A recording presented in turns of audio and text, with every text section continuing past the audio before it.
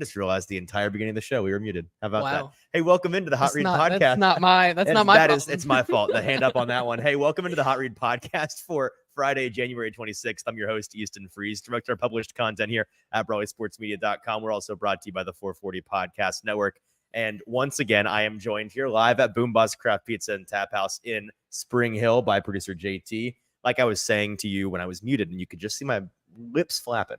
We were talking this morning about how we were going to starve ourselves today so that we could eat as much food as possible when we got here. And now we're about an hour away, and I can't wait. Yes, I've had 2.5 iced coffees today, as a little bit of an appetite suppressant so that I could bide my time. But now we are here once again because of the weather last week. We were not here at Boom Buzz, but now we are back better than ever with so much to talk about, unlike what we would have had last week. So anything happened today? No. I don't know if a lot of things happened today, but we are here once again. Super excited to be back. Yeah, we're stoked. Talking, of course, about the Titans' introduction of the new head coach. Brian Callahan was at that press conference today.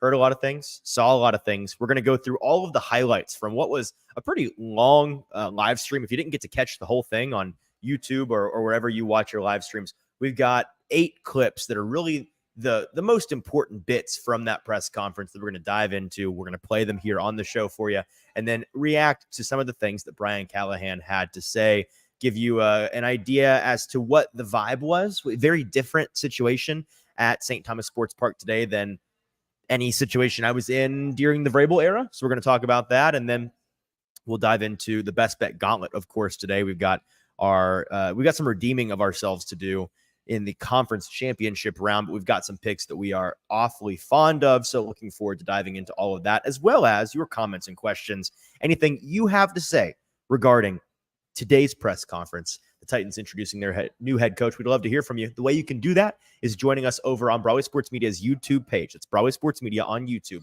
Find this live stream, and in the comment section of that live stream, you can be a part of the conversation. Like Shrike and Derek and Kyle are already a part of today's proceedings. We appreciate you guys being here with us. Hey, one more thing. If you're with us live, we appreciate you being here. Do us one last favor. If you're watching on YouTube, hit subscribe. We want to get as many subscribers on the Broadway Sports Media YouTube channel as we possibly can. And we see how many of you watch but aren't subscribed. It's free to you. It costs you nothing but a click of your finger. And it's very helpful to us. So we'd really appreciate it if you could do that. Also hit like, hit retweet, hit share if you want to send it to a buddy. Anything you can do to help us get as many eyeballs on this product live as possible. That would be much appreciated. Okay. And we appreciate those of you, Derek and Kyle and Shrike, all saying that we could. The beginning was a silent reaction. It was an old style picture where you just had to kind of guess based on our facial expressions and movement what we were thinking and saying. That didn't go over very well. So we're going to actually talk to you today. At the Callahan press conference, I show up. I don't know if you noticed, it's a little rainy today, little wet outside. Oh, incredibly. And so we get there. The hallways are squeaky and wet. And then I get into the elevator with our buddy here at 440 Podcast Network, Braden Gall. We get in the elevator to head up to the top floor. Different situation in terms of where the press conference is held because they need a bigger room because it's a big event. And so we head up to the very top level of St. Thomas Sports Park. And this was it all went uphill from the beginning of my day there at the facility because it was so wet. I get in the elevator with Braden. We're carrying on casual conversation. I lean up against the wall and then my feet swiftly fly out from under me and I bust my butt about as dramatically as you possibly can. Not like sat down, like laying on my back, sprawled out across the entire floor of the elevator. Braden, of course, can't help himself but laugh. I'm laughing. He was very concerned. I appreciate him being concerned for my well-being. I'm just glad it was just him and I in there and not some strangers or, God forbid, somebody that I was trying to impress. So that was the worst part, me completely busting my ass in the elevator early on. But then we got to the actual press conference, and there immediately was a lighter feeling in the air. That was kind of the vibes were high, which it's not to say that they never were during the Mike Vrabel era, but I don't know the best way to articulate this. Things were just more relaxed. There wasn't a massive personality in the room that was kind of sucking up a lot of the oxygen, which is, again, not inherently a bad thing, but it just was really different. And, one of the things that we're not going to spend a lot of time on today, but a lot of people on Twitter went crazy about was one of the things that Brian Callahan said in his first statement Was he quoted apparently a very famous soccer coach in somewhere in European sports? Yeah. If you're an did you know this? Okay. Yes, if you're, it is I believe either the current or past manager of, I believe it was Liverpool. Yeah. And so if you are a staunch Liverpool supporter, you really liked what he had to say. And then if you were like most other people on Twitter today that do not like Liverpool, you did not like what he said. So I had like 3 or 4 soccer friends who are just soccer folks text me in the middle of me being there trying to do my thing, being like, "Oh, I like this guy." I'm like, "Okay, all right, let's pump the brakes." I think obviously with Liverpool, there's a lot of different opinions over there. I have no idea. And so that got the reaction like that today. But the reason I bring that up is because apparently, I guess he's a European soccer fan. I know that he's an F1 fan. So he must be a big European guy. And to kind of tie this in, to land this plane on the whole lighter feeling in the air topic, we were in the press room afterwards, and I was talking to John Glennon, and he was saying this guy's more F1, Vrabel was more FU. Was kind of that was kind of the difference in the vibes department there.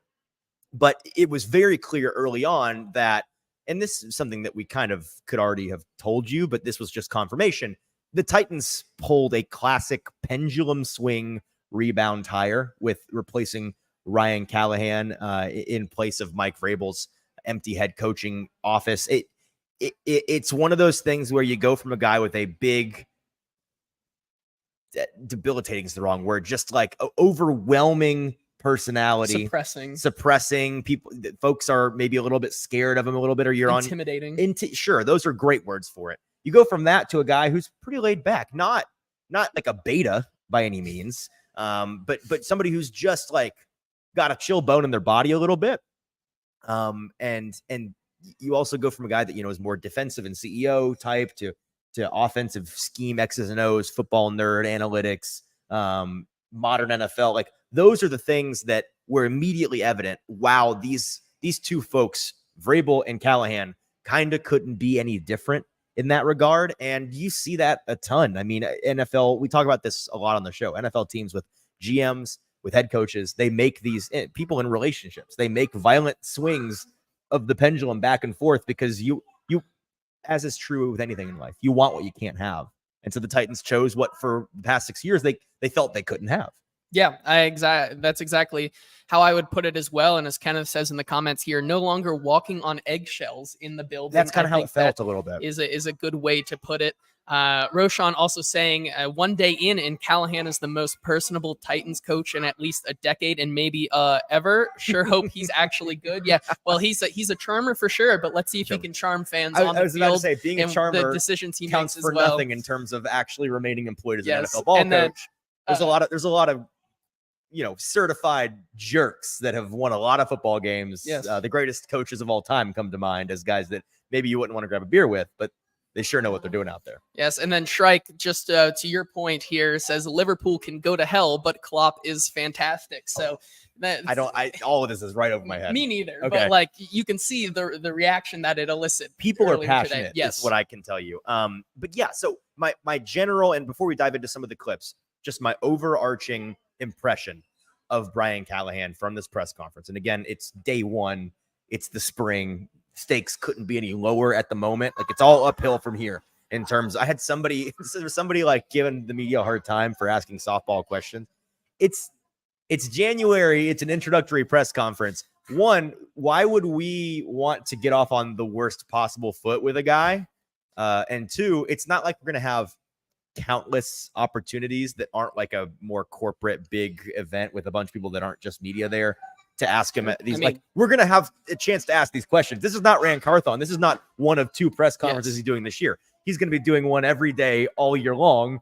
And when we get into the football season. And there might not be a better example, because I'm assuming he'll be there next week when we maybe get to talk to him at the Senior Bowl next week, or at least some of their brass. At the very least, we'll hear from him again when they're making draft picks, and him and Rand Carthon come sauntering into the room at St. Thomas Sports Park, and they explain why they got we're gonna have a chance to ask tough questions. I promise. Today was not for that. Today was his day, right? It's celebrating a guy who got a head coaching job, and that's a big accomplishment, and getting just an introduction to the guy. So I think important questions were asked. There were some dumb ones. There always are. But there were some important ones. And so we're going to dive into that. the general takeaway for me is this. He, first off, is immediately it's immediately evident that Brian Callahan is an A+ human being. Does that make sense? He's somebody that you can tell out of the gate is a guy that you would enjoy being family friends with, that you would enjoy getting a beer with, that you would enjoy working for or with. Somebody that deeply cares about his profession, deeply cares about his people. And you saw that was really evident when he was listing off the laundry list of folks that helped him get to this point. And he got choked up about it, and he summed it up the best in that moment, I think, saying, you can tell just how much I care about these people. It's a guy that actually, to the point of being different from Vrabel, has that, soft is the wrong word, but has an emotional bone in his body. So the word that I was going to use is that vulnerability that you would never get from a Mike Vrabel type. He was realness. Realness, and with that vulnerability comes realness as well. And I think what struck me the most at that point right there, as you said, he seems like a very caring guy about what he does and the people that are around him. And I think as the first impression that I tweeted you texted you during the press conference was that he has that same vulnerability and emotional and caring aspect that like Dan Campbell has, except maybe like not with like a bump of cocaine as well, and just like on the 1,000 levels. He's not on his 17th coffee of the day. Yeah, no, 100%. I think, as far as I'm aware, and this is me thinking for 2 seconds, maybe I'm totally missing. I can't remember any other introductory press conferences for GMs or head coaches in which guys started to choke up a little bit, besides Dan Campbell and now Brian Callahan. And so that tracks. It might also just be a very surreal moment for someone who, like we've said, sure it is, who has been in rooms in and around football with his dad since he's been a teenager. Like, to have finally become a head coach, it is probably just a surreal moment for him as well in his life. And so I think that is a totally fair reaction for him to have today. Well, and the way that he spent so long listing off the people that he wanted to thank and talking about the process of getting to where he is now, it read to me like a guy who his entire life wanted to do this, felt he was good enough to do this, but dealt with, folks like to make fun of Nepo babies getting jobs and nepotism in the workplace. And that is totally fair. There are instances where that is inappropriate or just unfair. But the other side of the coin is when you're somebody in a position like him, who I believe is truly very talented at this, it does know what he's doing, is qualified. You live behind the shadow of your father or whoever in your family is the reason why you were in it in the first place. And you can get caught up in spending your entire career focusing on trying to make your own way or get somewhere and prove to people somehow that you are where you are because of who you are and not who you're related to. And so that kind of felt like a moment for me where he's like, I did this without ever taking a job from my dad, without ever working with or for my dad. I did it aside from the fact that my dad was a head coach in this league. I did it my own. And now, screw you guys, I'm going to sit and talk about it, how happy I am about it for as long as I like at this press conference. This is my day. And frankly, more power to you. I mean, what a stand-up guy not to thank most of his family, but even go and thank the in-laws as well. I don't know how Cousins, many people a lot of Jackson there. Apparently got a lot of relatives named given Jack. That is a contentious topic. It's a pro move. It is a pro move. It is very much. That's some brownie points for sure. So he just showed how much of a stand-up guy it was, and I think he absolutely deserves the moment today. Okay, moving on from the actual gushing about the person, let's talk about the football side of things. The general reaction from me about him as a football guy and the kind of coach that he's going to be is he seems to me like a natural football nerd. I say that in a complimentary way, like the football brainiac type who has spent his entire life in and around football guys, the other end of that spectrum, the Dan Campbell types. Not to say Dan Campbell's a meathead like people make him out to be, but that more Mike Vrabel, Dan Campbell-esque guy, football guys. He's been around those guys for so long that he does a great job of having a balance of those two things, being the football guy when he needs to be the football guy and being the football brainiac nerd when he needs to be the football brainiac nerd to power the engine of his team. And so I think he's somebody that has a really great balance in that regard, and that came off pretty strongly to me in the press conference as well. Yeah, I think that you could tell that this is a guy, unlike some other press conferences, aka Mike McCarthy's, where he just went up there and said flat out oh yeah, I basically lied in my interview to get this job or something like that. No, this guy knows what he's talking about. He cares about his work, and I think that really showed. Michael asked a good question here. He says, curious what y'all's thoughts are on how the locker room will adjust from being coached by Vrabel to being coached by Callie, which is what he asked us to. He alluded to the fact that that's what he wants to go by. And so I'm guessing like Vrabes, he's going to be Callie now. That's a great question, Michael. I want to shelf that for just a moment because I think there's a clip that we have coming up here in just a second that really speaks to that. So let's hold on to that comment and let's go ahead and dive into these 8 clips that I think are really the highlights that best encapsulate what we heard from him today. This first one, he was asked about his general coaching style. What kind of coach are you going to be? What is your approach? And here's what he had to say. My coaching style is consistent. My demeanor is pretty consistent. I pride myself on being a great teacher. That's first and foremost. As a coach, that's all you really care about is how well can you teach and articulate to the players what they need to do. I have plenty of intensity. I'm a pretty laid back demeanor most of the time, as you guys will see, but when it's time to make corrections and bring the energy that's necessary, I can do that. But my coaching style is a teaching coaching style.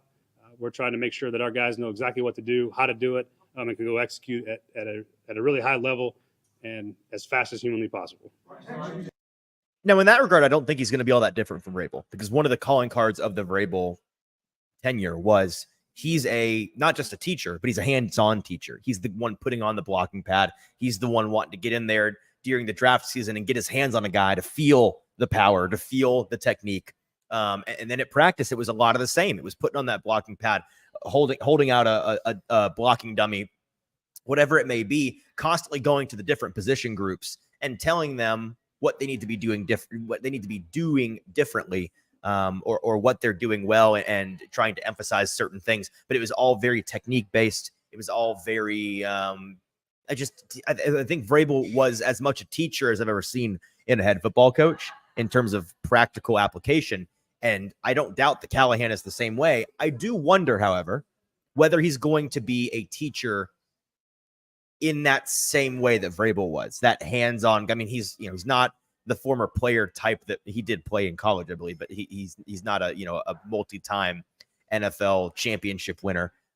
He's not somebody that has a big long resume at the highest level, and somebody who somehow freakishly at 50 years old is still like as big and strong as a lot of these NFL players.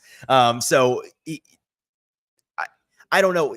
He strikes me, JT, and you can tell me if you disagree, as somebody that's more of a teacher in the classroom. X's and O's. Let's watch the tape. Let's out-prepare in the meeting room our opponent than necessarily the kind of teacher that is teaching you technique hands-on out on the practice field. Yeah, no, I think I would also agree with you there, and I think it's the same pendulum effect as bringing in him as a personality, right? This is kind of the vision that Amy Adams-Strunk and Rand Carthen want to take here, and that just kind of combines with everything that they really want to do here. And I think for better or for worse, I mean, you have heard over the past year or so the maybe not so glaring and remarkable reviews that some players have felt about Mike Vrabel, and namely some other guys who were cut earlier in the year and have been very vocal about it on Twitter. So maybe this is a good thing for this locker room who do maybe have some guys who would excel with that Vrabel type, but now that they're kind of established more in the league, they're able to continue to do that themselves. And our chat has completely gone off the rails. No, I was gonna let Zach thinks that address this thing. I appreciate it. Zach thinks that I pooped my pants in the elevator. I don't know why or where that came from. It sounds like a Braden on a football show alluded to me doing something worse than farting in the elevator. I wouldn't say falling is worse, so I don't know. That's Braden's opinion. That's not mine. But it was very funny, and I'm wearing the same pants that I was wearing. So if I poop my pants, then I probably should change them. I don't think that I did. I think that I just fell and busted my ass. So we can put that to bed now. Did you? Is there something on the bottom of your pants? Come to Boombaz and find out. He'll put on a show for you after the show. It's the weirdest way to convince people to come out here and see us, but it is a way. So sure, come and find out. I will let you take a look for yourself if you so desire. But let's get to the next video and talk more about what we're actually talking about today. two videos here back to back, offensive and defensive philosophy. Brian Callahan asked about his general approach to his side of the ball on offense, which we're going to listen to first. But then I think there's something very clever he said and intriguing in the way that he approaches his defensive philosophy as an offensive coordinator. Let's play both of those videos. Put the players we have in great position. Let them be able to find their roles, define what those roles are for them, and put them in the matchups that we feel are to our advantage. That's a very broad, general offensive philosophy, but that's sort of the starting point. We want to be great detail in the passing game, route definition, route spacing. Want to be able to complete balls at a high percentage. That's always going to be the goal. The run game, we still want to be physical. Don't get that part twisted. That's been part of the Titans' identity for a long time, and it will continue to be. We'll be a physical football team, and we'll be able to run the ball the way we need to win football games. Okay, I lied. I don't want to play the second one yet because I forgot that there were a couple things in there I wanted to address specifically. So obviously, doubling down on some of the clips that were circulating about him already being the best teams in the league typically throw the ball the best. He talks about first and foremost. There we go. Passing the ball, having a passing game that is active. I don't know if it was in that clip or later on in the press conference talking about how he wants to have high completion percentage. He wants to have a spread offense where you have good route spacing and distribution downfield. All these things that lend itself to protection, lends itself to, like you said, higher completion percentage, lends itself to having a more successful passing game, which in his opinion, and I think most of our opinions, is the key to having the best offenses in the NFL right now. That's a good thing. He then does maybe a little fan service here. He looked at Amy Adams' Drunken Rand Carthen. He said this: we're still gonna run the ball when we need to. He says, parsing it with when we need to, talking about how that's been the identity of the Titans for a long time, but we're still gonna be a tough football team. I believe that you will still be a tough and physical football team. I don't know if it's going to look the same as it has been in the past, but in general, I think his offensive philosophy there, albeit generic, is one that is something to be excited about for the Titans because it is different. Yeah, no, I totally agree with you there. And I think it's different because, and I think we both can agree on this, it's kind of the end of the Derrick Henry era with Vrabel leaving. It's so too goes Derrick Henry. And so now enter a guy in Tyjae Spears, who I've heard this week really bring up an interesting point that I didn't really think about as a comp when bringing out, but maybe an even more explosive Joe Mixon, and just how maybe Brian Callahan can use him both in the running game and also the passing game. We've seen Brian Callahan especially scheme up some games where it is Joe Mixon heavy, and it really works. You can go back to the game last year against the Carolina Panthers where he has 5 touchdowns and just absolutely explodes. Like, their game plan last year, for better or for worse, was we're going to give the ball to Joe Mixon all day, every day against this Carolina Panthers see what team. happens. And it worked really well. So I think when you think about it that way, I think there is still a lot of opportunities to use the run game effectively, because that is what this team has been built on. But at the same time, like you said, this team hasn't scored 30 points in a long time. And how do you usually score a lot of points? You pass the ball really well. Sure. So I think that's and I love that you bring that up, because there were multiple times this year I would turn to you in person or text you during a game or watching film being like, it's just a matter of time before we have a Tyjae Spears explosion game. Like, you can just the way that he plays, the juice that he has, the conditioning that he has out there on the football field. It's going to happen. There are going to be some of those games, I think, in the future, if all goes to plan, where you've got Tyjae Spears, 200 all-purpose yards, 3 touchdowns. And it's just the Tyjae. Where were you for the Tyjae Spears game kind of thing? Okay, now let's listen to his general defensive philosophy and pay attention to the end of this clip where he talks about how he, as an offensive-minded coach, uses his offensive mindset to his advantage when trying to put together his own defense. Look like for us by the types of people we're going to bring in, but at the end of the day, you got to have a very flexible and adaptable defense. You still have to be physical. You still have to run and hit. You have to tackle well. You have to force errors. There's a lot of things you can do that in the coverage structure game, in the pressure package game, where it makes it really hard on offense. And so I know it gives me problems. I know the hard defense is the game plan against, and those are the things that I'm looking for in the style of defense we're going to play. Without getting too far down a bunch of characteristics, don't mean much until we put the pads on, but That's what I look for. Is what makes it hard for me as an offensive coach. That's the style of defense that I'm looking for. Bingo. That's exactly what you need your offensive head coach to say. I love that he said it that way. And he's not the first to have this idea, but I'm glad that that's his general approach to it. As an offensive schemer, as an offensive play caller, let me identify the things that I can't stay. Like when you're sitting there just mumbling to yourself on the sideline on a Sunday in a third quarter when you're behind and nothing seems to be working, and you know why, and you can't quite figure out how to counter what the defense is doing to you, jot that down. Do that yourself. Like that's the kind of thing you need to be doing. And obviously that's his approach. What is difficult for me as an offensive guy? Let's make our defense be that.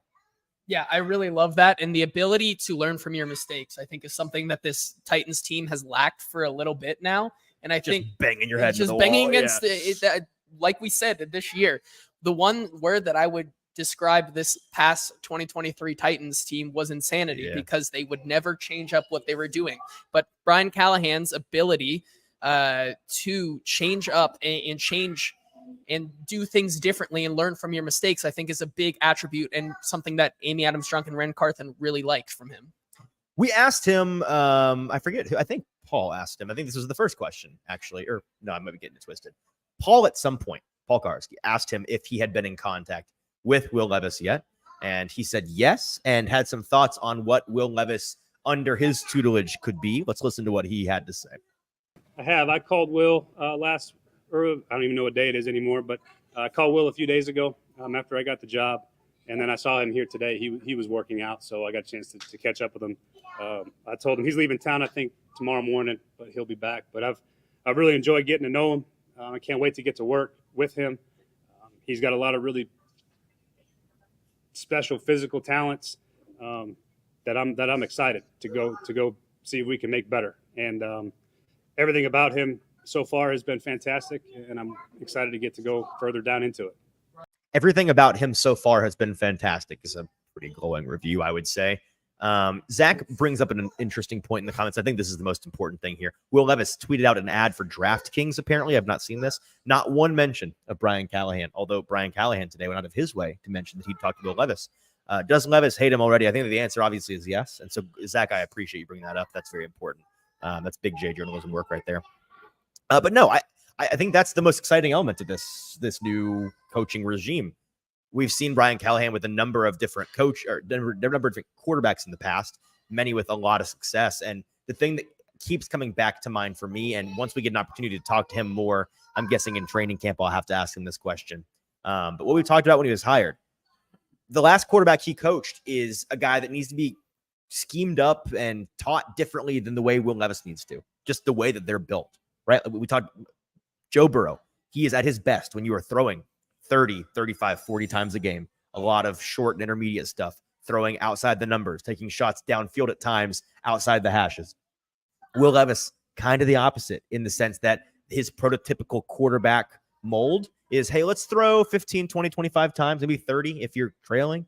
Let's throw to the middle of the field. Let's average like 8, 9, 10 yards depth of target. Let's take 15-yard shots down the middle. Let's hit in breakers. Let's stand in the pocket, step up, and make the throw. Like they're very different guys. And so like we talked about on whatever the last episode, I forget the episode where we had this conversation. The Titans better have hired the guy in Brian Callahan and not the scheme that Brian Callahan's name is attached to. Yeah, no, I totally agree with you there. And I remember also when we were talking about that episode who brought that point up, it was Ben Solak. So that was yes, it was. I forgot to give credit. Yeah, Ben Solak, who I'm a big fan and of. I totally agree with that. And I think that's something that Brian Callahan can really play towards, and that is just playing to the strengths of the quarterback. And he's been around so many different diverse quarterbacks who have, for better or for worse, been these gunslinger type of guys. Plus Tim Tebow. And plus Tim Tebow in throw him in there. Certain situations. Doesn't fit in with the rest, but he was there. But I think when you take it down to its core, from Derek Carr to Peyton Manning to Matt Stafford to Joe Burrow, these are guys who throw the ball really well. And I think that even though they're throwing they're throwing the ball in different ways, right. I think that's something that Brian Callahan can really focus on. I agree. Okay, the next clip here, our fifth clip. he was asked about the obvious number one glaring hole on this Titans team. On the Titans dashboard, there are 7 flashing red lights, and 6 of them have to do with their protection issues. The offensive line, talking about a nice passing game. Step 1 is protect the quarterback, give him time to pass the ball downfield. But Brian Callahan went into some detail about how he views in general protection issues on an offense, points out how they're a holistic how it's a holistic issue more than it is an offensive line issue many times. Let's hear what he had to say.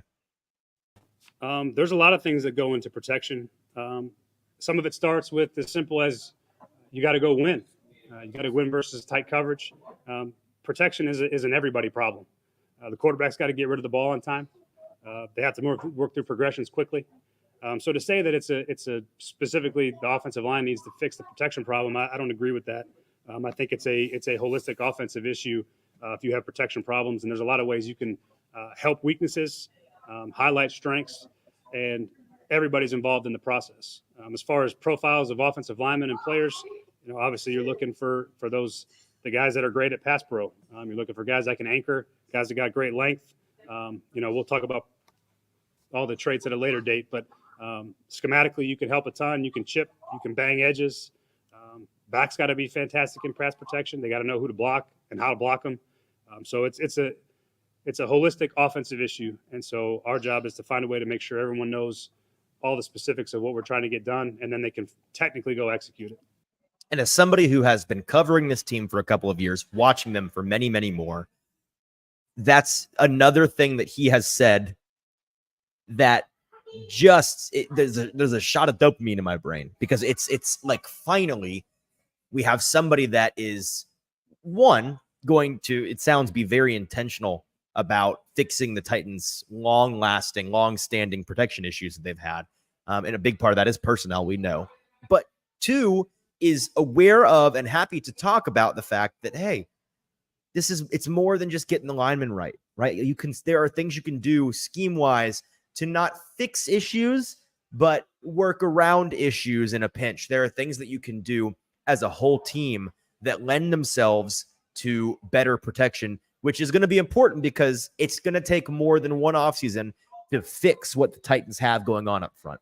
No, I totally agree with you. And it'll be a very interesting question that I'm sure Brian Callahan will be asked multiple times throughout the offseason here, with the Titans having the 8th overall draft pick. And now currently saying my brain, when he said this, I wanted to go, so linemen. However, as we said on Tuesday's show, there is a clip of him saying we've used 2 top 35 picks on wide receivers. True. And where are the Titans picking right now? In a spot where there very much could be a blue chip wide receiver, 2 top 40 picks, and a blue chip offensive lineman.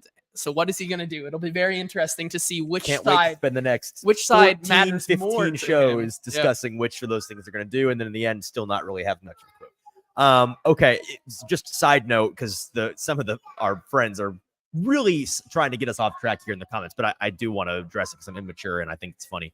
Zach saying, in all seriousness, you cannot convince me that Will Levis has not pooped his pants as an adult. I agree. The way that the veininess, the mayo in the coffee, the vascularness. So I was going to talk about, that's fair. That's a good point, just from a digestive standpoint. Yep. I was going to say from a workout standpoint, from a gym, weight room standpoint, the way that he's just so jacked, like you don't get that big unless you're really straining. And all it takes is one day with a little bit of the rumblies and the tummies. I'm with you on that, Zach. I would agree also, especially if one day he decided to get a little extra and do the coffee, mayo, and then the creatine also in there, mix it all up. That's a recipe for disaster right there. The highly caffeinated pre-workout. Yes. Yeah. And then Stoney with the Sobros Network saying, did either of you guys catch a glimpse of how cheeked up Brian Callahan is? I know this was something that you were very interested in finding out earlier today, Stoney. I did generally get a view of his build. I would say that it's moderate athletic cheekiness. It's not that's my professional opinion on that, and this is a very serious show, so you're welcome. Okay, next clip here, talking about analytics, and I really have nothing to say about this besides just I want to talk about a shot of dopamine for Titans fan. Let's hear your head coach talk about analytics for a minute. Analytics, I think that it's a term that's a broad stroke term, but there's a lot of details that go into it, a lot of different ways it fits. At the end of the day, you're using hard, concrete data to help inform decision making, and there's that's great. The more smart people, the more information that you're given, the better decisions you can make. And so that's always going to be a part moving forward. I believe in that information. I believe in that data. And again, the game management part, the statistical analysis, all those things play a huge role in how we're going to build our organization. And they're important and it matters. So I believe in it. Good. I'm glad that he likes analytics. Yep. Can we move on? Yes. Okay, cool. Analytics. That's a positive. That's just a lot of the things we've said already. Okay, 2 more clips. And this first one is just, we asked him about hiring a staff. What's the plan? What's the approach? And here is what he had to say in terms of filling out his coaching staff. We'll be patient. We have people in mind. There's people we're going to talk to. We're not in a rush. We can talk to as many people as we like. As those things come more into a clearer focus, as I actually get to go sit in my office and work, you guys will hear more about it. But the process won't be rushed. We're gonna get the right people. We're gonna find great teachers. We're gonna find people of high character, find great communicators, and guys that coach with great energy and passion. And so that's what we're looking for. And we hope to find them. And we're gonna leave no stone unturned to find those guys. And so obviously not in any hurry. I would imagine it may take a while for him to fill out that staff entirely. We have our first today coordinator candidate request. We're going to talk about it a little bit later in the news, but that's kind of it. And it wouldn't shock me if it did take a look. The Titans were very quick in finding their head coach. Now they can be more, they have the luxury of spending a little bit more time being really deliberate and thorough in the way that they go about putting together his coaching staff. The one guy that people will want to hear about is his dad, Bill Callahan. And you texted me this in the middle of it because we both caught it. He was asked about this, 2 different questions. Both questions he answered with pretty dismissive answers. The first question, I believe, was along the lines of, have you ever thought about interviewing your dad for a job? Which is a fair question because that's objectively a strange. Imagine interviewing your dad to work for you in whatever line of work you're in. That's kind of strange. He said, no, I've not actually thought about that. Nope, I haven't. And then he was asked by, I believe, Teresa Walker, whether or not he's on the short list of guys to consider. And Brian essentially said, oh, he's under contract with the Browns. So, it's not, I can't really do anything. Can't say anything about that one way or another. Those are the things that he said. And on paper, in a courtroom transcript being read out by the secretary, that's going to sound way worse than it came across in the room. You texted me as soon as he said it, that smirk.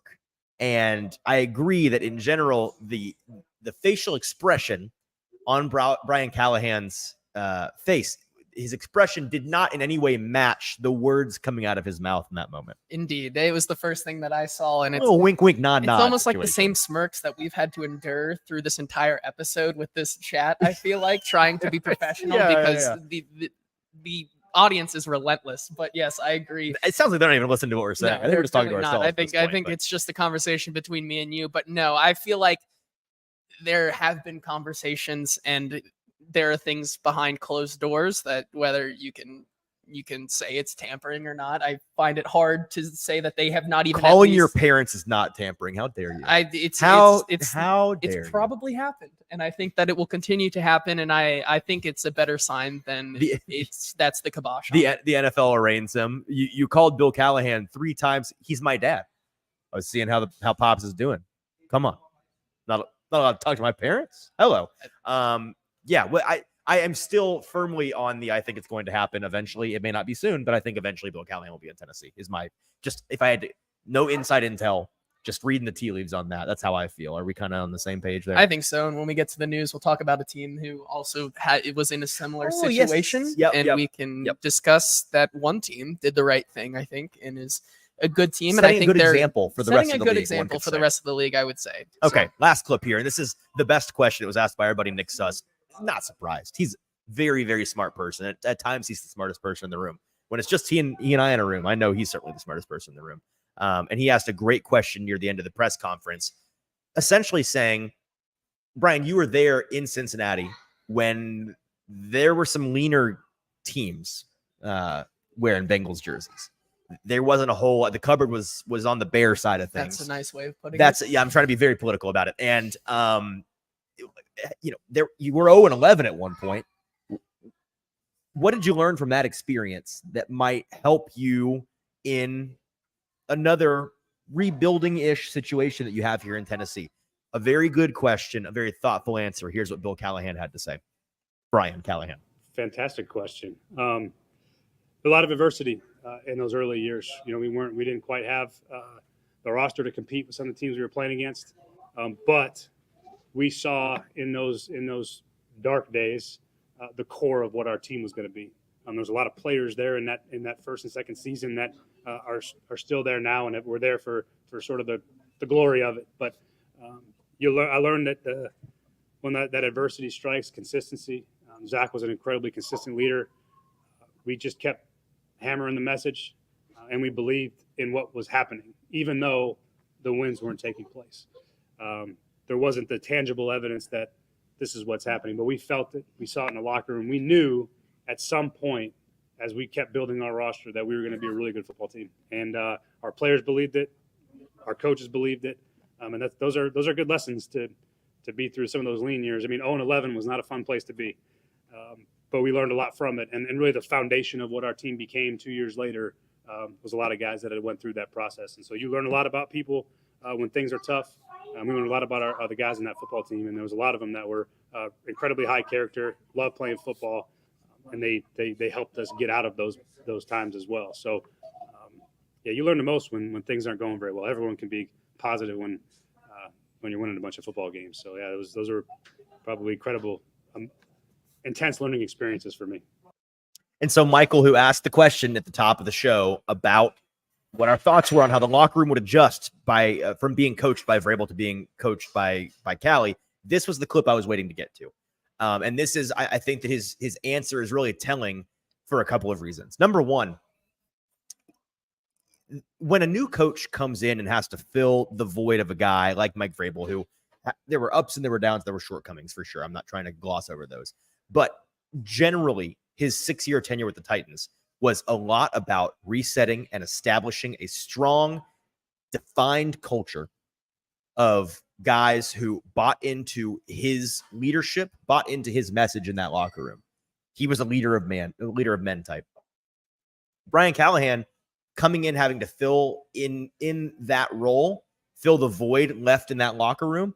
That's a tough ask. And I think it takes a really deliberate and specific approach by him to successfully do that and not get some guys to, struggle to kind of buy in, get some guys to look at him a little skeptically, get some guys to question whether or not he's somebody that they can put their trust in, that can lead this group of men. And the way that he put that question to ease in my mind a little bit, the way that he talked about, man, being 0-11 is not a fun place to be. And everybody can be happy. We heard a lot this week on the radio, folks talking about how things were not always great, even when the Titans were winning. And then here towards the end, when they were doing a lot of losing, some ugly things started to bubble to the surface. Callahan pointing out, man, it's not great to be 0-11. Anybody can be happy when you're winning. But it's in those times when you're not doing a whole lot of winning, where you find the character of your team. And paraphrasing what he said along the lines of, when you've got a vision and a plan for your team long term that you and the people around you believe in, even when you're 0-11 and the wins aren't there, you still buy in 100% to that and trust that that is going to come to fruition, and you're going to be able to reap those wins eventually because the plan is solid, the process is solid. Then things don't fall apart. And that's exactly what I think you need in order to fill in the void that was left behind by Mike Vrabel. Yeah, no, echo everything you just said. Okay. All right. Let's talk a little bit about the announcement, because that concludes our review of the press conference, which was a pretty good one. Underwhelming is not a word I'd use, but like it wasn't a whole lot to it. It was everything you'd expect. He did a very good job. It wasn't a whole lot said in terms of details. So that was kind of everything we covered. I think that you did, if you didn't hear the actual conference, you just listened to those 8 clips, I think you got the whole gist of it. I wanted to say some things from earlier in the week when the Brian Callahan news came down. We hadn't had a chance yet to talk about it explicitly on the show, but kudos to the Titans for finally doing some really important things with this hiring and with the structuring, the clear and definite structuring of their upper management now. Number one, they're letting their GM actually do the GM things. We've been asking about that since the Ran Carthon press conference that went so poorly. Can you let him do you got a guy that his name tag on his desk says general manager. Can you let him generally manage the team and do the GM things that other GMs do? They're letting him do that now. The roles for Ran Carthon are very clearly defined, and he's a very, very powerful person in the Titans organization now, much more powerful than he was before this restructure. That's a good thing, I think, just for the general health and well-being. There we go, of the football team. I also appreciate them clearly and unambiguously defining the power structure of the upper management, saying, hey, here's what Ran Carthon does. Here's what Chad Brinker does. Here's who they report to. Here's who the people underneath them report to. Specifically, here are their roles. This is what you do. It's not hey, let's throw our coach and GM, hey, boys, I'm strong. Let me throw you in the room and you all just figure it out. Kind of the approach that they took in the past that clearly did not work all that well for them. And then third, going into some detail about their vision with this new head coaching hire and the direction of that team. Good on Amy Adams-Strunk for providing some more detail on that much anticipated vision for the Titans' future. And I want to read a portion of what she had to say in the press release. She said, quote, "This is not my father's NFL." Great line. Great line. You've heard it. You've seen it a lot around because it's very good. It's a very good line. As our league continues to evolve in areas like analytics, sports science, and technology, football organizations have become more complex and multifaceted. I want our football operation to be at the forefront of the NFL as teams continue to find new competitive advantages. In this new role, Chad Brinker will blend his executive experience with his strengths in football and scouting to ensure our football operation continues to innovate and grow as new opportunities emerge. Chad's oversight of these areas will allow Ran to focus his full attention and energy on building and leading a championship football team. So if you have not heard, Chad Brinker, formerly Titans assistant GM, now his new role is president of football operations. His role defined, according to the press release, is as president of football operations, a new role for the organization. Brinker will provide executive leadership and support for the entire football side of the operation. His day-to-day responsibilities will include direct oversight of the football departments that address salary cap management, something he was already doing, that he was a part of doing, analytics and strategy, something he was already doing, communications and information systems, and team operations, including security, video, equipment, and grounds. Brinker will also continue to provide scouting evaluation of top talent in both college and the NFL. So we now have and some folks were like, well, it's not clearly defined who, because whoa, they both answered Amy Adams-Strunk. That's strange. And it's true. That is strange. Our buddy Nick Suss, I believe, is the person that pointed this out on Twitter, how the Titans front office structure, as of now, is a little bit unique, at least in title. There's no other team in the league that has an executive vice president / GM, which is what Ran Carthon is, and a president of football operations, which is what Chad Brinker is. Some teams are close, like Baltimore has an executive vice president and GM and a senior VP of ops, but not president. Green Bay has a GM and executive vice president of ops. The Chargers had a similar situation. The Giants have a SVP GM and an SVP of ops, but nobody that is the GM and VP, executive VP, and then another guy who's a full-blown president of football operations. Now, to be clear, there is nothing about this that has alluded to the fact that they are equals or that Chad Brinker is over Ran Carthon. Yes, they both answered Amy Adams-Strunk. Part is clear. What I think is the logical reduction here is, okay, they gave some roles to Chad Brinker that are not unimportant, but to what you want your GM to be singularly focused on, they are kind of unimportant. The grounds, the security, the analytics are important, but that's kind of his wheelhouse, right? That he was already over that department. And then being a part of the salary cap management, kind of crunching the numbers, more of the accounting side of things, which is important for Ran Carthon to be a part of. But you want Ran to optimally be focused on bringing in the best talent and building the best possible team that he can. And so that's what this structure allows him to do. Yeah, I totally agree with that. And I think despite it being a unique situation, it's not a bad thing. And I think that in this new era of Titans football, I think it's actually a really good thing that the Titans and Amy Adams-Strunk are trying something unique, as she clearly posts in that press release right there. She wants to become one of these teams on the front edge of just a competitive advantage and also as a organization as a whole. So I think it's a very unique opportunity for them. And let's see how it works out. I'm willing to bet that it will work out at least a little better than the last one did. Well, it's a low bar, but yes, I agree. Okay, we got some news to get to in the best bet gauntlet before we get out of here. But before we do either of those things, I got to tell you about our wonderful, amazing sponsor here, Boomba's Craft Pizza and Tap House. Guys, they've got 3 Middle Tennessee locations in East Nashville, in Murfreesboro, and here in Spring Hill, where JT and I are.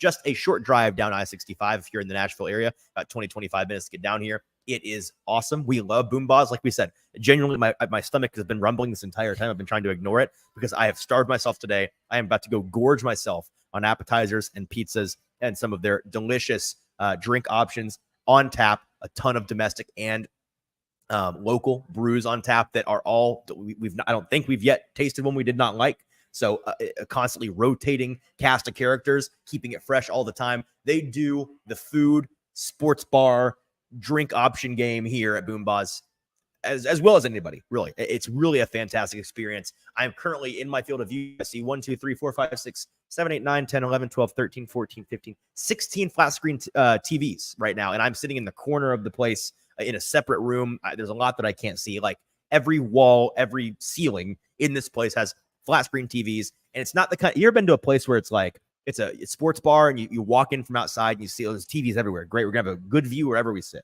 And you get in there and it's like 3 channels on the TV. Like that's it. There's just 3 things going on and a bunch of TVs are duplicates. That's not the case here. I mean, I'm trying to find 2 TVs that are duplicate right now. And like I said, I see 15 of them. Genuinely, we're not lying. Do you see a duplicate? I see one. I see one duplicate. There's everything in sports that you could possibly want to watch, from collegiate women's soccer to D2 basketball to off-season WWE wrestling was on earlier at the bar. Off-season women's LPGA. We've got PTI up there in the corner. ESPN obviously is up there. Like ESPNU is right here. Everything you could want. So it's a fantastic dining experience if you love sports like we do. We recommend you check out Boomba's Craft Pizza and Tap House. We love being partnered with Boomba's. Okay, JT, we got some news to get to, I understand, today. So without further ado, let's get to the news with producer JT. Yeah, the first one that we alluded to earlier today was Vic Fangio actually mutually agreeing with the Miami Dolphins to part ways. He, for the last year, was the defensive coordinator of that team. And people are kind of stunned about this one, but the reasons that came out is that he wanted to be closer to family. And naturally, where was that family? Old too. I mean, he is very old. Yes. Old. That family is in Philadelphia. So where does he actually wind up? He traveled to Philadelphia earlier today, and is officially signing to be the defensive coordinator of the I missed that entirely. Eagles. Okay, so the inevitable became reality. Yes. Here. Okay, gotcha. So it's very interesting that one team mutually agreed to let a person leave to be closer. When you're family. Vic Fangio, yes. When you're a stallion in the modern history of the NFL, when you're an alpha in that way, that you deserve to do what you want to do. I can think of another one that's like that, named Bill, who works for a team in the terrible state of Ohio. And I think that team should take notes on how the Dolphins very gracefully, very respectfully, and very quietly, without much pushback, handled this what could be a tricky situation. Interesting. We can leave it at that. Anyways, let's move on to the Titans' first interview request for their defensive coordinator job. They are requesting to interview with Ravens defensive backs coach Denard Wilson for their defensive coordinator job. He also met with the Giants for their DC job. Some interesting notes about him. He is the defensive backs coach, which for the Ravens, they currently rank as the #1 pass defense this past year. And then when he was with the Philadelphia Eagles just a year ago, they were the #1 ranked pass defense in 2022. Some perfect reviews from a couple of teammates here. Darius Slay recently told the Philadelphia Inquirer that he wished Wilson would have been named defensive coordinator after Jonathan Gannon left the Eagles last year. Saying, I think he would have made a lot of difference. He was loved by us. I thought for sure he should have stayed. So a very nice review for him. Big shade at the guy who was the DC, by the way. That's tough. That's tough cookies right there. But I mean, is this shocking at all based on the way that we heard Brian Callahan? What did he say in his press conference? That defensively, I'd like to be like the teams that give me trouble as an offensive coach.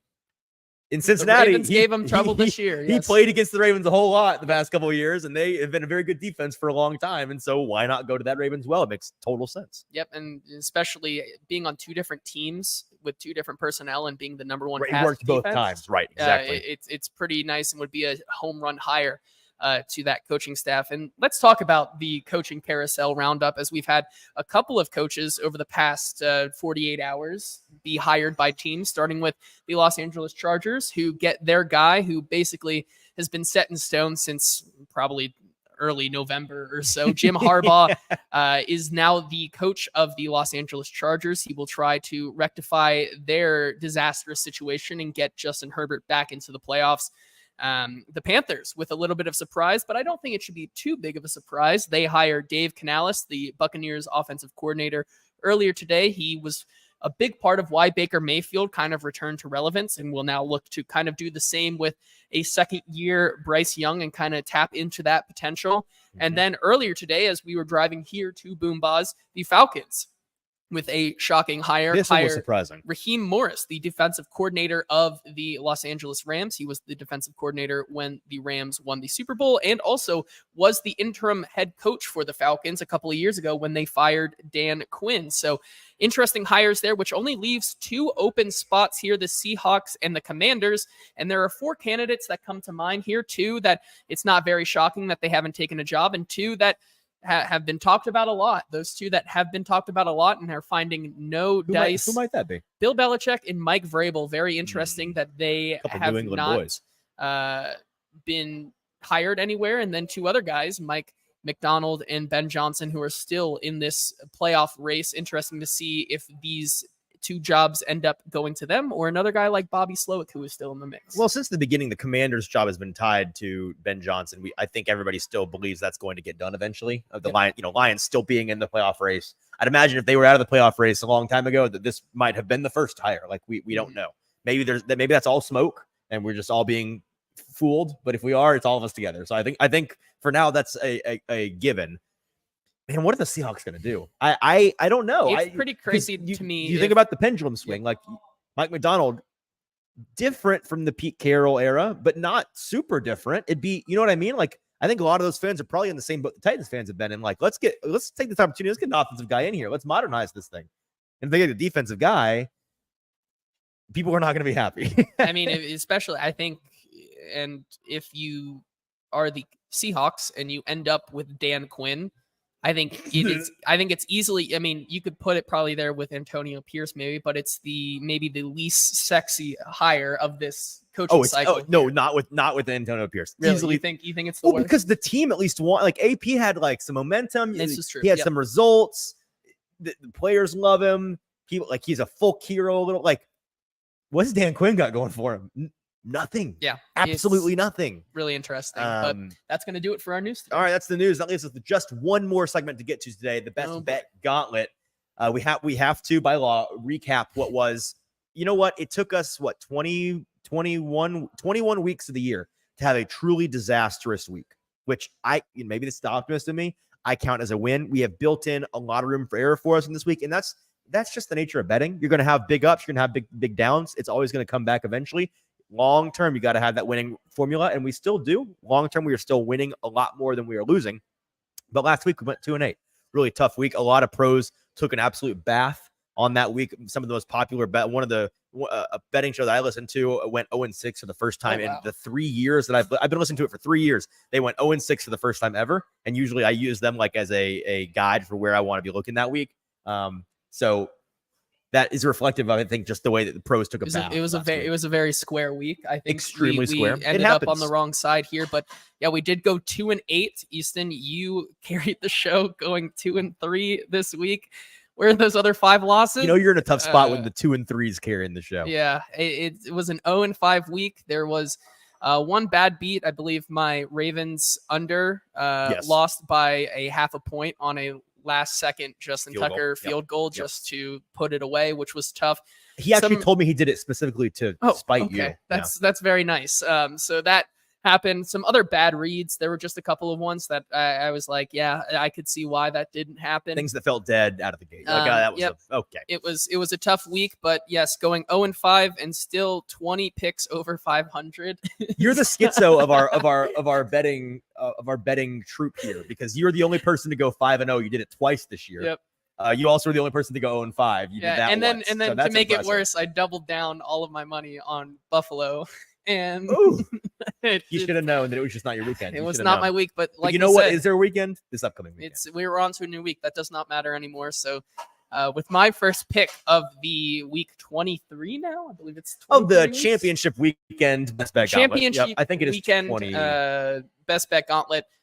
Now, full 22. transparency for you. 23. If you are losing faith in us for having a bad week, I would caution you not to, because we are coming back with you to have a week where I think we both feel very, very confident in all our picks. This is a week where, just like the Titans, collaboration, I think, to get the people a big week here. We had some trade picking or some pick trading. We did have some pick trading. To be clear, we have been betting on this show formally and officially for 40, somewhere between 45 and 50 total weeks now, right? Between last year and this year.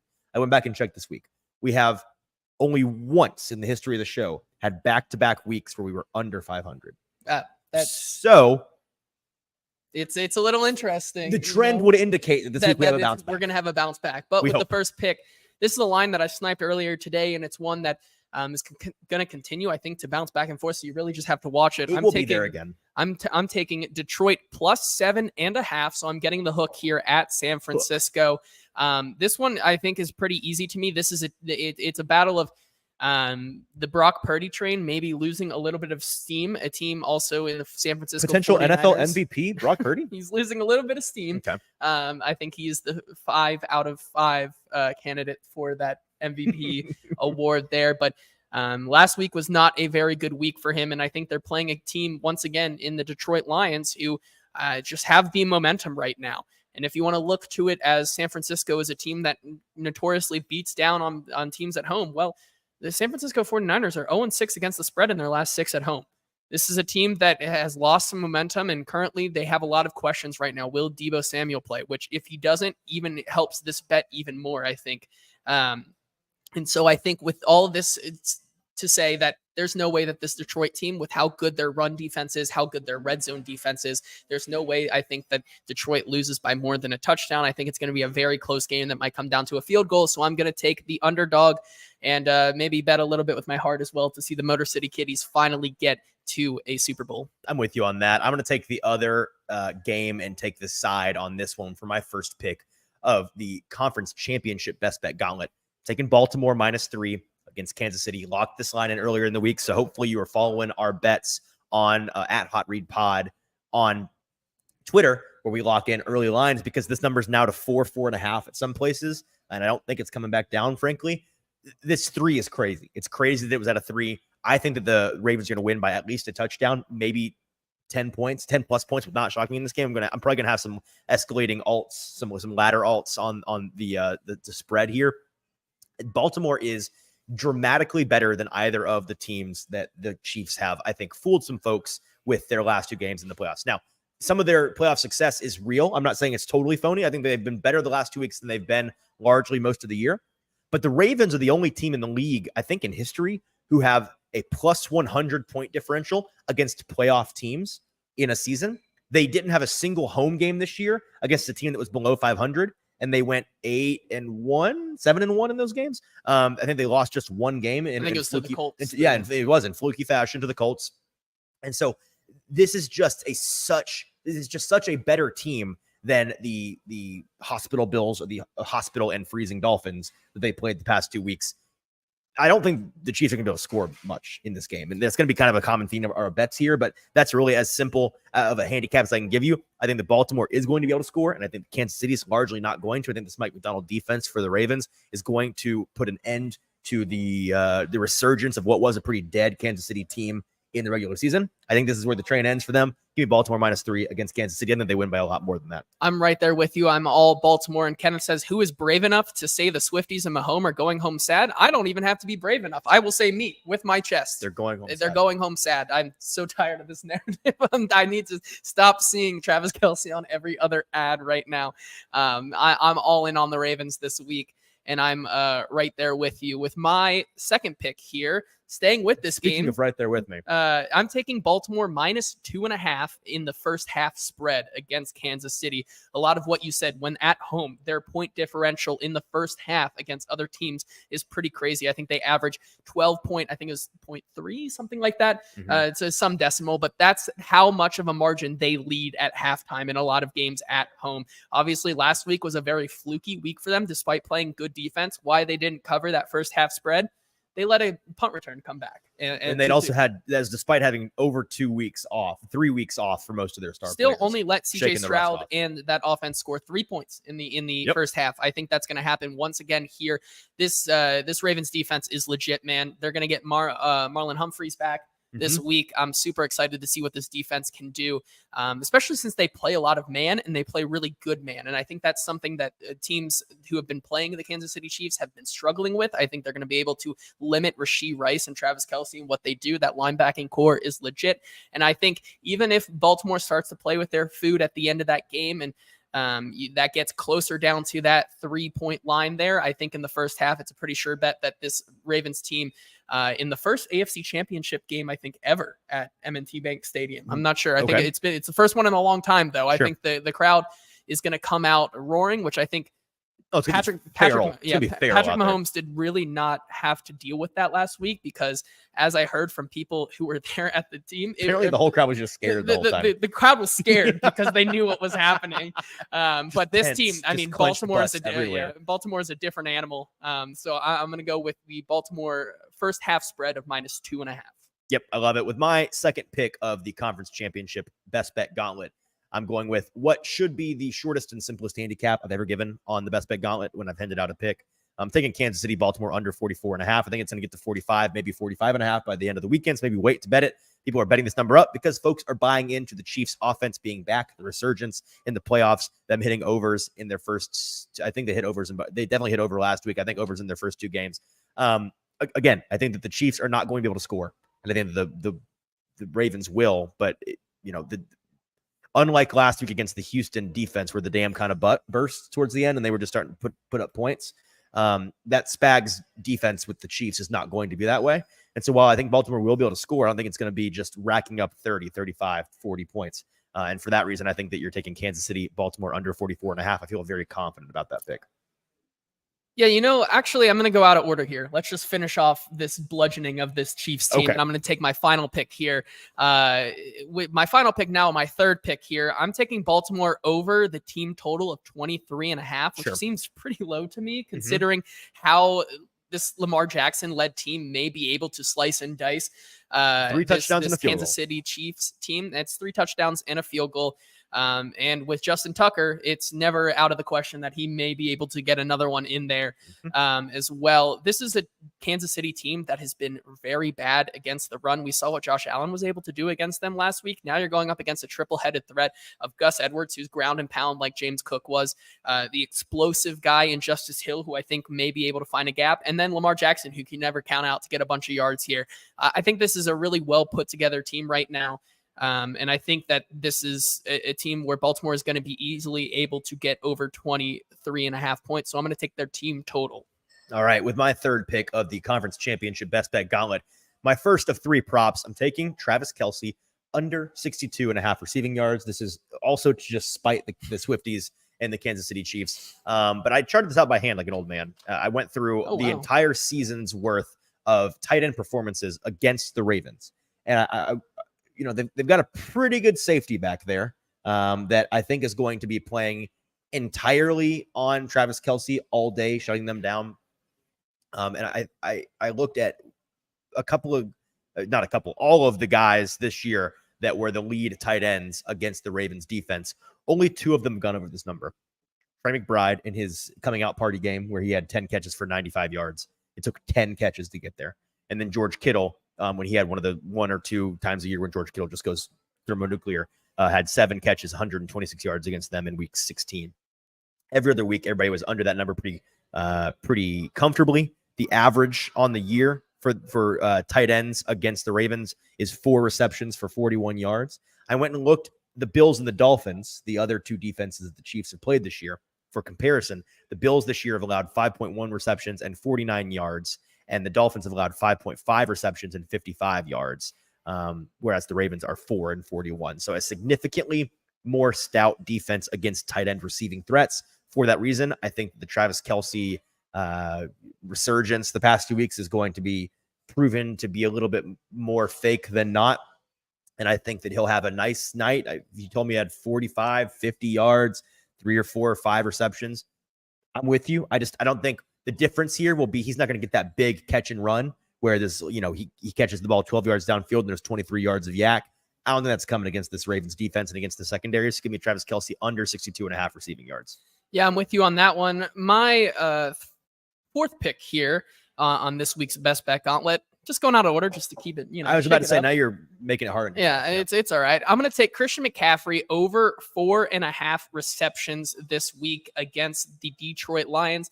This is a Detroit Lions team that has been really able to put pressure on teams lately. Aiden Hutchinson and company have been really getting after the quarterbacks. And I think that's going to happen once again this week against Brock Purdy. And when Brock Purdy gets under pressure here, who does he look to dump off to? Christian McCaffrey. And I think that's going to happen a lot.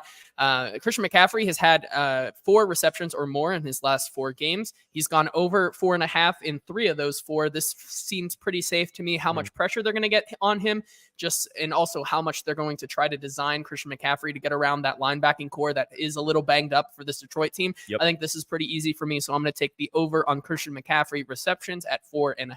With my 4th pick of this weekend's Best Bet Gauntlet, I'm taking Lamar Jackson over 10.5 rush attempts. And I'm now going to vamp because I remember I have notes on it that I have on my phone, and I foolishly didn't pull them up. Here they are. Okay, just some notes on Lamar Jackson as a rusher. There's a big game element to this. In 3 of his last 4, actually all 4 of his postseason performances, Lamar Jackson has gone over this number of rush attempts. So when it's nut cutting time, he takes off with the ball. We saw an uptick in designed rushes and keepers from him last week. He had 7. Apparently, the average for him per game this year was 4.4. So they are using him in that way more. It's go time, and they're going to let their best athlete on the field be the best athlete out there. The Chiefs, for their part, pressure the quarterback at the 2nd highest rate of all teams this year. It leads to more scrambles because you're getting the guy off the spot. And when Lamar Jackson sees nothing downfield and he's out of the pocket, he's going to take off and run. The Chiefs have also allowed more rush attempts versus mobile quarterbacks in recent playoff history. They've allowed Allen to run 10 or more times in the playoffs twice. Hurts 12 times. Wilson 8 and 4. Fields 11 times. And their primary quarterback spy for the Chiefs, Willie Gay, is banged up. So you're going to have a pretty cold and windy day out there in Baltimore, some winter conditions. I think that the Ravens are going to be able to ball control. I think they're going to be in the lead. I think that for the most part, Lamar Jackson's going to take off and scurry when he needs to. And I think 11 rush attempts in this game is going to come pretty easily. Yeah, with my final pick here, I'm going to take another rusher on the Ravens here. Gus Edwards, over 43.5 rushing yards this week. Like you just said, this is a rushing team that ranks 27th in DVOA against the rush. And that's something that this Ravens team is going to really want to exploit. You might look at last week's game, as you kind of showed me today, is like it doesn't tell the tale, even though Justice Hill outsnapped him 2-1. It came out that he was a little banged up in that game, and they wanted to rest him as kind of a look ahead to we really need. By the time he was cleared to come back, the game was out. Yes, there was no point to bring him back. And this Ravens team is probably going to really need to lean on Gus Bus doing what he does well, right? Ripping off a couple of runs, breaking some tackles, and I think that happens. And I think 43.5 is a pretty low number here for someone who really only needs one big run to really get almost half of those yards. So with that, I'm going to take the over on Gus Edwards 43.5. All right, with my final pick of the conference championship Best Bet Gauntlet weekend, I'm taking a kicker prop, JT. Ooh. Give me Jake Moody over 1.5 field goals made. This is a reflection of what I think is a really nice resurgence. During the season, there wasn't a whole lot to write home about in terms of Detroit's red zone defense. But in the playoffs, both of these games that they've won, their red zone defense has come up really clutch. And I think that's going to continue in this game, especially because it's kind of a Titan secondary situation for them, because they are a team defensively, personnel wise, and secondary. They just can't match up with the guys the 49ers have on offense. And so I think their approach is going to be very much that Titans bend, don't break. We're going to let them move between the 20s, get really stout inside the 20s. Our red zone defense is going to really wall up when they get near the end zone. We're going to force 3s and not 7s. That's what I think is going to happen in this game. And I think it's going to lead to at least 2 Jake Moody field goals, which I think that he's going to make. And for that reason, give me Jake Moody over 1.5 field goals made. And that concludes our conference championship slate for the best bet gauntlet. In review, JT has Detroit plus 7.5 at San Francisco, Baltimore minus 2.5 in the first half versus Kansas City, Baltimore over 23.5 team total points, Gus Edwards over 43.5 rushing yards, and Christian McCaffrey over 4.5 receptions. For my part, I have got Kansas City, Baltimore under 44.5, Baltimore minus 3 versus Kansas City, Travis Kelce under 62.5 receiving yards, Lamar Jackson over 10.5 rush attempts, and Jake Moody over 1.5 field goals made. That is our best bet gauntlet for the championship weekend, and that is our show. Appreciate everybody that tuned in with us live today. Do us a couple of favors. If you're not subscribed to the YouTube, please hit subscribe. It's very, very helpful to us, and it's free to use. So help us out. Hit subscribe. Tell a friend about the show. Send the show to a friend via text, whatever you can do to help us spread the word about the show. We would really appreciate it. Make sure you're following us on social media at Hot Read Pod on TikTok, Twitter, and Instagram. And one last thing that I've wanted to mention. The boom buzz. And I guess there was something else I wanted to mention, but I forgot. I mean, the next time we'll talk to everybody. Yes, thank you. Next show is going to be next week sometime. I believe I think we're officially now. Oh, wait, next week we're going to the Senior Bowl. Yes. That was what I was trying. Yes. Thank you. Here we go. I wanted to tell you about what we're doing next week. We're going to the Senior Bowl. We're going to be there. Zach and Sonia are going to be there. That was their thing last year. We decided to hop on the Senior Bowl train. We're going to go to the Senior Bowl and the Combine this year, which is super exciting. While we're down there, we'll have a bunch of content coming out. Don't quite know what the schedule is going to be. We're going to do shows most evenings, I believe, like we did at the Combine last year. Don't know exactly when those are going to be. As soon as we do know, we will let you know. So make sure you're following us on social media so you can see, especially on Twitter, you can see those updates about what our schedule is going to be. We'll be shifting gears a little bit, talking prospects, introducing ourselves and you all to a lot of these guys that we're going to be talking about for the next couple of months in this year's draft. I know that the Senior Bowl roster is as stacked as it's been in a long time. So really stoked to get down there and see some of these cats play, see some of these cats cook. It's going to be a good time. Until then, until Tuesday, which will be our first show. This will be the first day we're going to be down there. We will talk to you on Tuesday. For producer JT, I'm your host, Easton Freeze. This has been the Hot Read Podcast, and we'll talk